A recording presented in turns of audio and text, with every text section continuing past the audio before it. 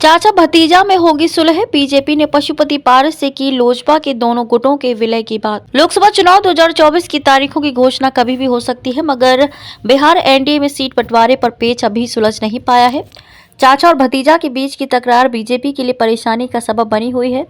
केंद्रीय मंत्री पशुपति पारस और उनके भतीजे चिराग पासवान दोनों हाजीपुर से चुनाव लड़ना चाहते हैं। चिराग पासवान अपनी पार्टी लोजपा रामविलास के लिए 6 सीटें मांग रहे हैं, वहीं पारस भी हाजीपुर समेत 5 सीटों पर अपना दावा ठोक रहे हैं। बीजेपी दोनों नेताओं के बीच सुलह की कोशिश में जुटी है। बीजेपी चाहती है कि चाचा भतीजा एक हो जाएं और लोजपा के दोनों गुटों का विलय हो जाए, ताकि सीट शेयरिंग फॉर्मूला तय करने में आसानी रहे। इसके लिए बीजेपी के बिहार प्रभारी विनोद तावड़े ने मंगलवार रात पशुपति पारस से बात भी की। पशुपति पारस ने उन सभी 5 सीटों पर दावा किया है जहां से अभी रालोजपा के सांसद हैं।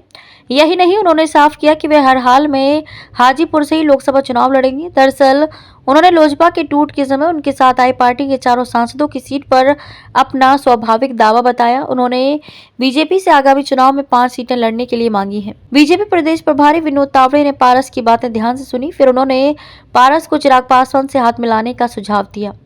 तावड़े ने कहा कि पारस को इसकी पहल करनी चाहिए और लोजपा के दोनों गुटों को एक करना चाहिए। इससे लोकसभा चुनाव में बेहतर स्थिति होगी। हालांकि पशुपति पारस इस बात पर अमल करेंगे या नहीं, ये तो वक्त ही बताएगा। दूसरी ओर लोजपा रामविलास के मुखिया चिराग पासवान की एनडीए से नाराजगी की अटकलें तेज हैं। कयास लगाए जा रहे हैं कि अगर मन मुताबिक सीटें नहीं मिली तो वह एनडीए छोड़कर जा सकते हैं।